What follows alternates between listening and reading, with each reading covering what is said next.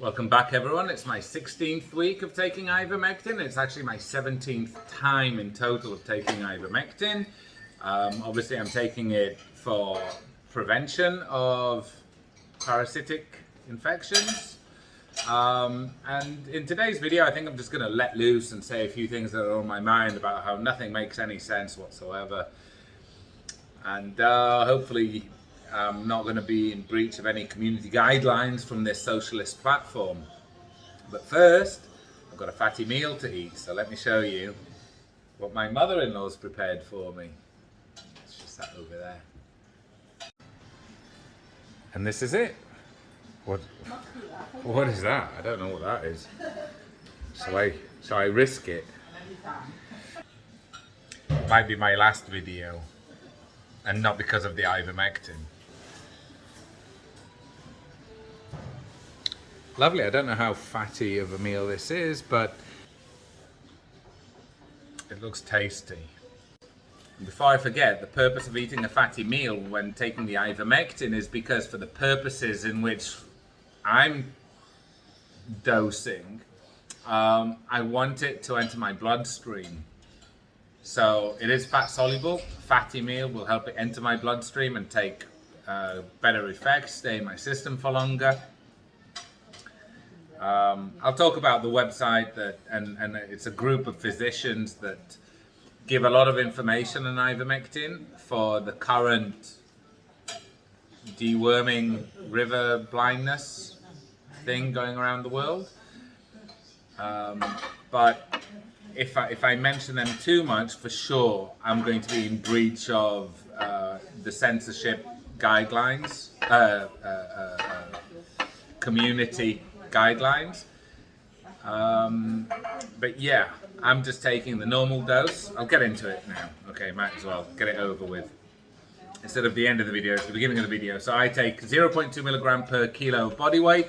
You can take up to 0.6 milligram, and that's for prevention and or medication. So if you're actually sick.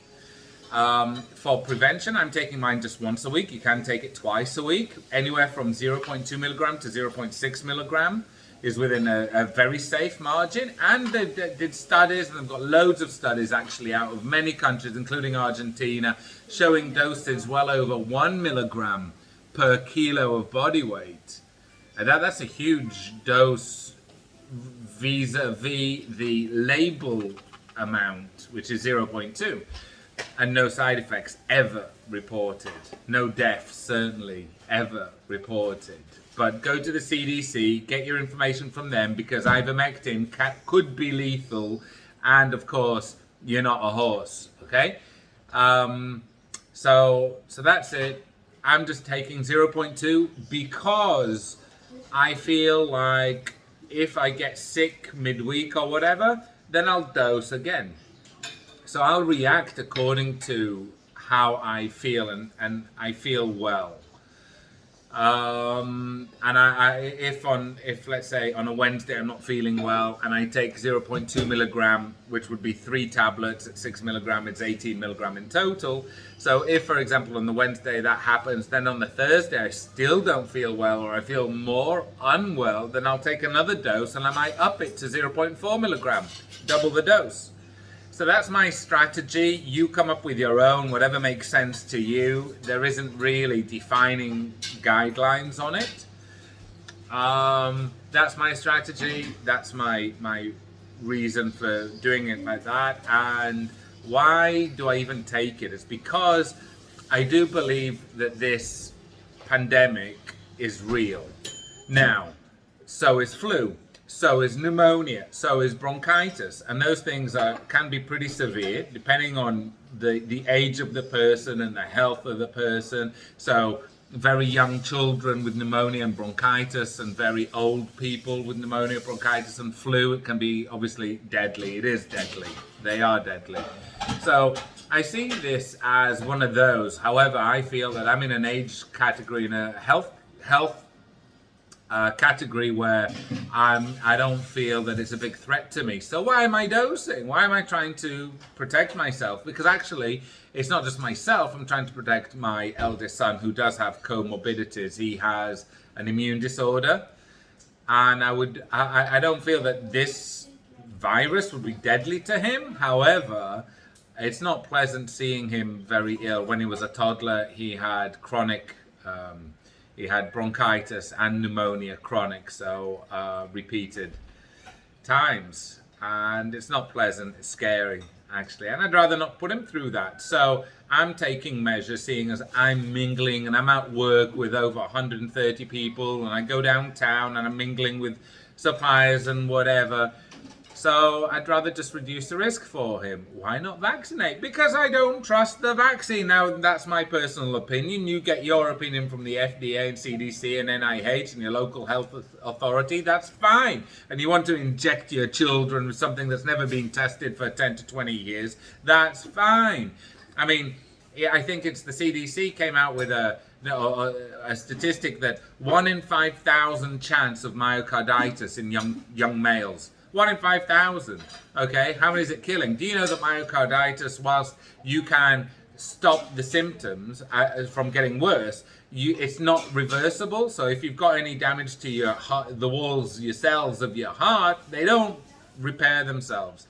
So don't be fooled when they say that it's a short-term thing. No, it's for the rest of your life, and it's likely going to shorten your life, could be considerably. You could be 30 years old, fit as hell, out on a jog, and your heart explodes. You could be 40, fat as hell, and your heart explodes. And it wouldn't have done had you not have had myocarditis as a young, fit, healthy male. So a 1 in 5,000 chance vis-a-vis a 1 in, I don't know what the statistics are, 100,000 of being severely ill and 1 in a million of dying, or whatever it is. So I'm sure YouTube will correct me on that. So yeah, and that's obviously when you look at the myocarditis and other effects, blood thinning that they found now in Denmark, so they've banned, in Finland they've banned the Moderna for everyone, in France for under 18s, in Denmark and Sweden and Norway, under 30, they don't give the Moderna, except for those under 30 already got it. Okay, those lab rats that already got the safe vaccine. And now they find out that, oops, you shouldn't have taken it really, and we're not letting any more under 30-year-olds take it. But thank you for being test dummies. Yeah, and that's looking at immediate adverse events, okay? What about long-term adverse events? We don't know about those, and those are gradually making themselves known. So I'd rather wait and see, because I'm not a rat. I keep rats. I love rats. They're amazing animals.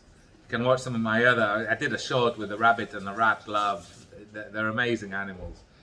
So I'm not a rat, you might be, okay? I'm not doing it. Now, maybe you got coerced into doing it. Well, I mean, for me, that's also enrages me, because you should be free, okay?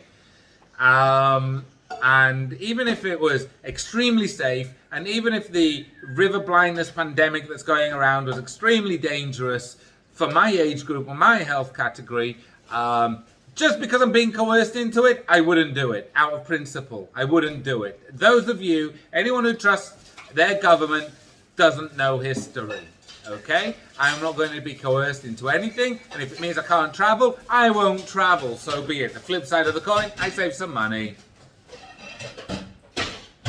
Anyway, that's my small rant. I'm going to eat, and then I'll come back and rant a little bit more about the things that simply don't make sense. I'm back, and my blood is boiling, because just the more I think about what's going on around me, I can't take it. I really can't.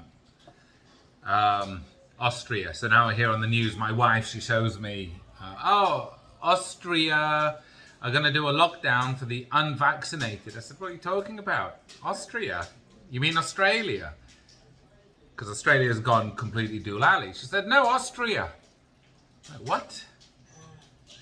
So I look it up and she's right. They want to lock down the unvaccinated. They've got about like 61% of the population that's vaccinated. And then the rest, they want to somehow, protect everyone else that's vaccinated from the unvaccinated by locking up the unvaccinated and restricting their freedoms. How that's going to stop the spread when the CDC, the FDA, and everything coming out of Israel and England shows that the vaccinated spread the disease just as much with the same viral load as the unvaccinated. So what's going on? Back to 1937, 38, Austria, Germany kind of a thing? What's going on? Segregation of the population? It's a bunch of politicians, tyrannical narcissists.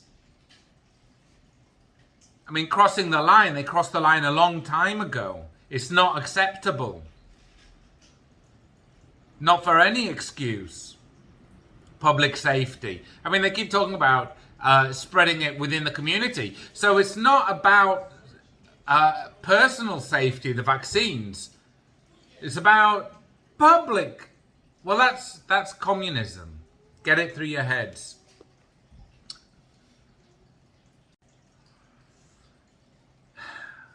I'll tell you a story. I may have said it before. We were in a weekend market. It's called Chatuchak. It's huge in Bangkok. Very worthwhile to go there, by the way. It's fabulous. And you've got like different sections to it, and each section's independent. So as you go through one section into another, you go through the heat, temperature, rubbish, and they have the hand sanitizer available. Now a group of 4 young men, early 20s, wearing their masks, very good young men, they go through one into another section, hand sanitizer. The section that they walked through was 10 meters wide. They come out, hand sanitizer. Then they walk into the next section, temperature, hand sanitizer.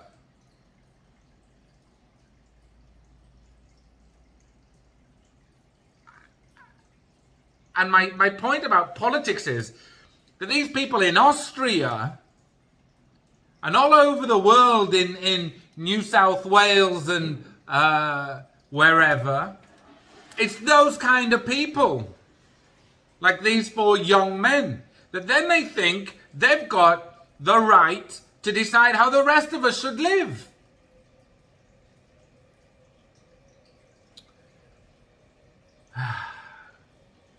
I forgot to mention, so my ivermectin, I'm going to be taking it with vitamin C, zinc. What else have I got? Was that zinc? Yeah. Fish oil. Okay, that's really for my vitamin D. I still didn't buy any vitamin D tablets, but I do get vitamin D in my diet, and I go outside a lot and what have you. But those are all also super important. They're important anyway. But with the medication, they definitely are recommended, and they definitely help. What else can I tell you that is confusing? A whistleblower. I touched on this last week in the Good News. So a whistleblower that works in one of the clinical trials for one of the brands, Pfizer, I think, about the vaccine and efficacy. She found 12. She reported on a total of 12 what she felt are weaknesses in their data collection that could result, or probably are resulting, in altered conclusions. And she reported it to the FDA, and it went through, and she got sacked the same day, okay? And what you had is a collusion between different agencies in order to get rid of the whistleblower. And these agencies are meant to have oversight over each other. So they're in complete collusion, and she's obviously concerned for the efficacy of the trials, and she is whitewashed, and the hack media don't touch on it. Yet a supposed whistleblower on Facebook, right, that's advocating for more censorship, which obviously will be targeted censorship, gets to go to Congress. But this lady, about potentially life-threatening, life-saving medication, nothing.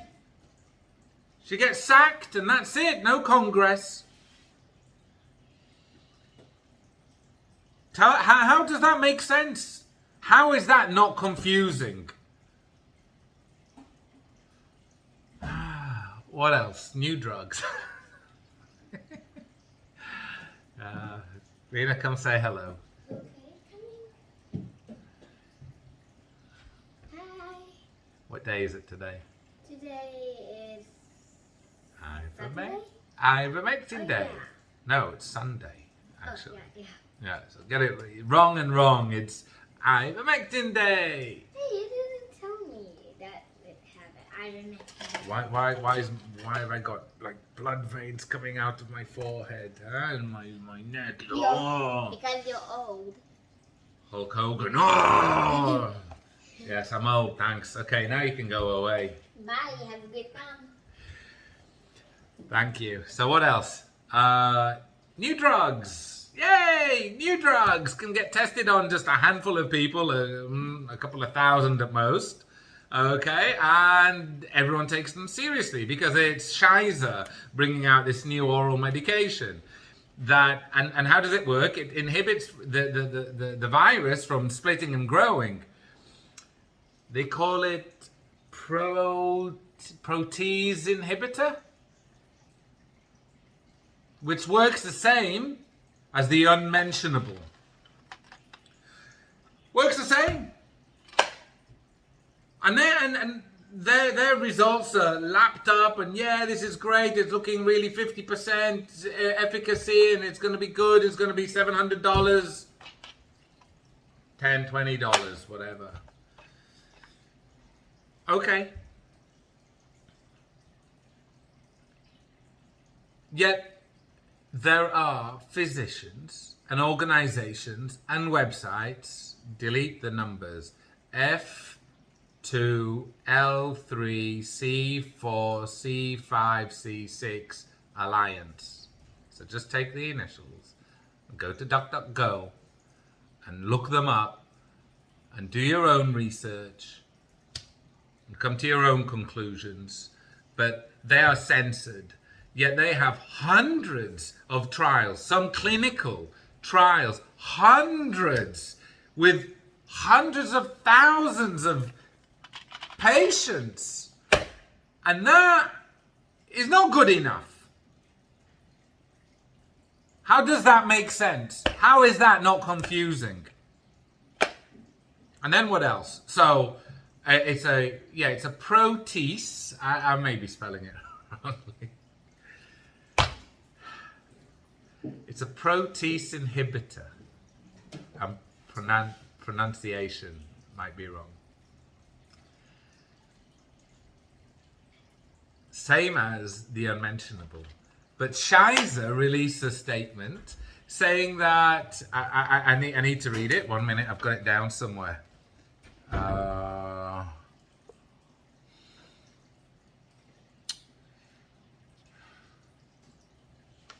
Sorry, bear with me.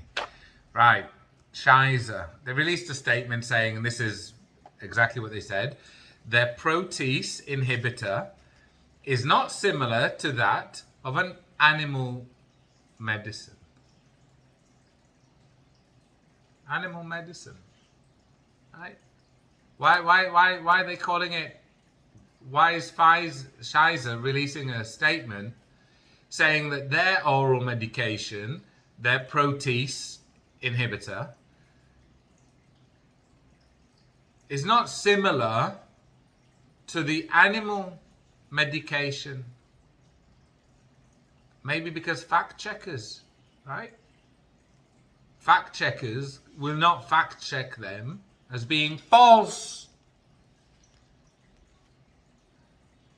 Because they're not talking about the human medication.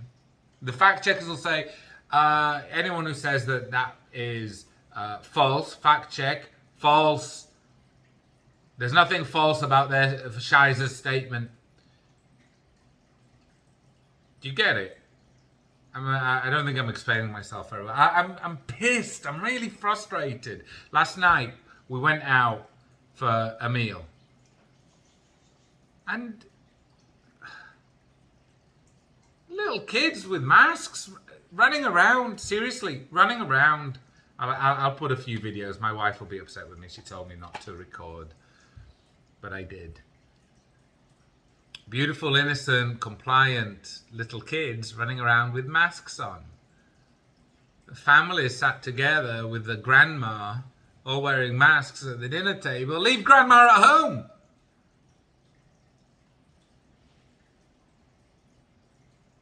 I don't care. You know what? I don't care about the people that, in my opinion, are imbeciles. But I do care about children because they're innocent.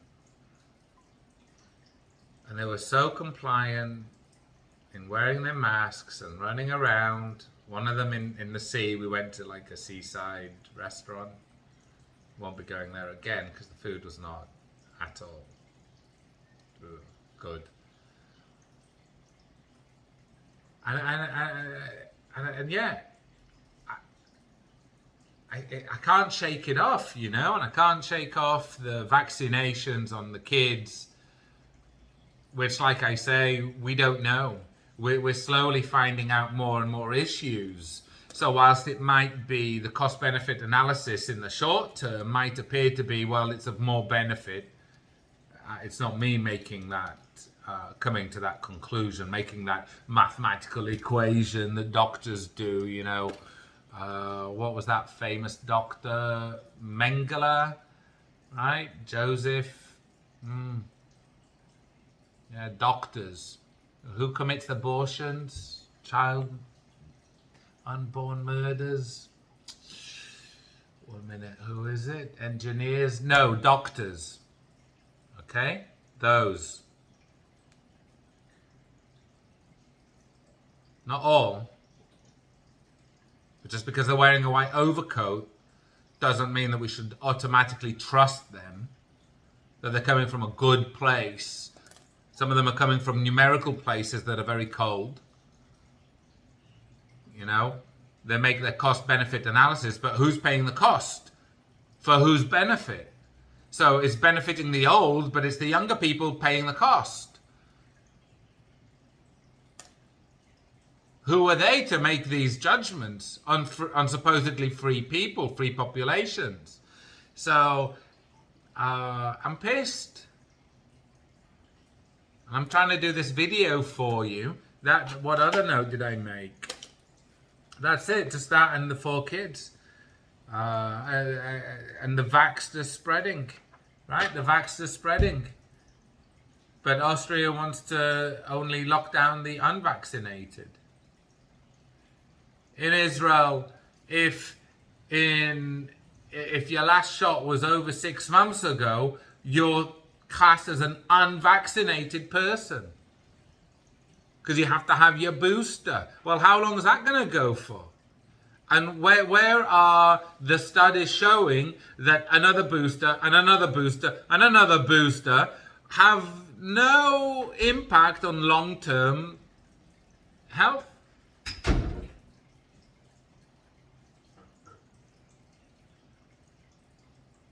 And yet there's a war on the unmentionable. And I've got 2 comments that I've had from people. One is a lady that really touched me because she and her husband both had COVID. They're both in their 60s. And she actually thanked me about the ivermectin videos and the information for the website. Again, you go and find it by delete the numbers, okay? F2L3C4C5C6 Alliance, okay? You find them. And she said that her and her husband were hit pretty hard. They're both in their 60s. Her husband recovered like a week before her. She had a couple of boxes for emergency use. They used that and now they've recovered, thankfully. But I tell you what else, I don't know if she was vaccinated or not. And I've got another friend who asked me for how long am I going to do this? Well, I guess I'm a test bed on this because I don't know how long I'm going to do it. Is it safe to do it for 16 weeks, 17 times or whatever, 20 weeks in a row? I don't know. Apparently it stays in your system and there are physicians who are saying after 14 weeks you can kind of give it a break for a while, but Does that mean that I can kind of not give it a break for a while? I don't know, so I'm just carrying on. I'm taking a small dose. I don't feel like I'm overdoing it. I could be wrong though. It'd be nice to have open discussions on it.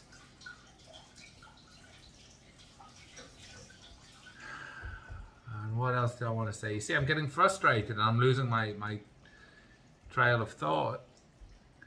So, yeah, those were 2 comments. There was another one. So on the vaccine, I've got 2 friends, one in England in his 60s with his Thai fiance, and another one in Germany who's mid-30s. Now they're both healthy, but they've both received 2 doses of vaccination. They were both going to come here in November, both had flights booked, and both a couple of days before the flight tested positive for the virus. Unfortunately, the UK friend, who, like I say, is early 60s, him and his Thai fiance, I think she's like late 50s, they had very, very mild symptoms. Very. And my friend in Germany had extremely severe symptoms.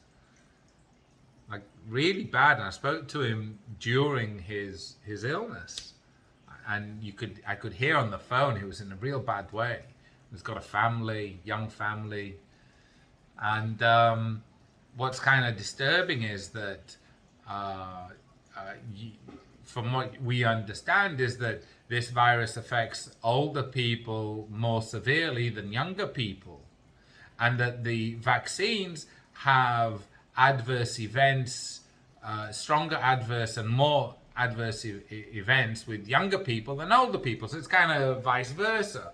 But you'd have thought after vaccination and everything that it would be the older who would suffer more and the younger who would have the lesser symptoms. Yet that was the exact opposite. The younger, fitter person actually had much more severe symptoms. So who's to say that in a year from now they don't, or half a year from now, they don't discover that, oh well, actually by having the vaccination and the immune system, and if it's within 3 to 4 months or 2 to 5 months of having the vaccine, I mean, who knows? But they could find out that if you then subsequently catch the infection, it could be pretty serious, but not life-threatening, so take the jab, right?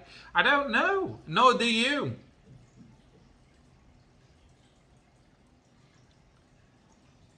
It's an hour since I ate it was delicious meal. Gonna take the tablets. Okay. First one. Second one. What is it? Third one. Fish oil.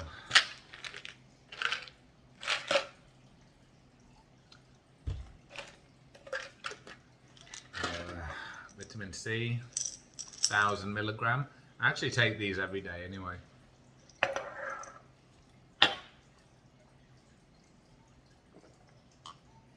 Talk about horse medication, that's like a horse pill, that. And a bio-zinc. Bio.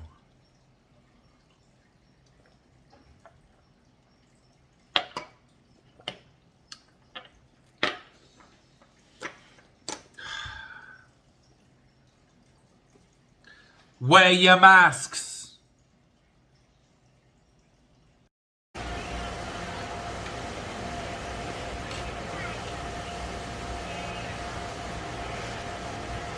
And only my kid's not wearing a mask. He's in the sea wearing a mask, that kid.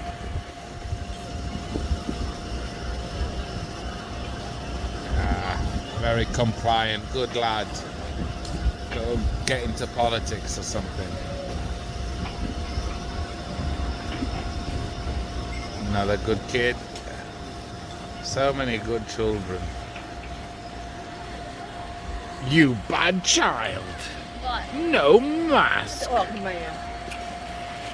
You see, all the kids are wearing masks. A little girl at the beach. Let's zoom in. What a good girl. Grandma must be so proud of her. Oh, she's not playing on the phone. Oh, she is still playing on the phone. I don't know what to say anymore. You don't know what Now, to say? yeah, because now the food's arrived, yeah, and the COVID obviously is being respectful and staying away from them, right? And then when they finish the food, the COVID's going to attack again, and I'll have to put the masks on again, right? Right? But that's because they're very smart. They're just scared, right? Being scared doesn't mean that you're not clever, right? They're just scared because they're scared. Yes. Has nothing to do with being able to think for themselves. Nothing to do with the fact that possibly they just follow what their government and doctors tell them.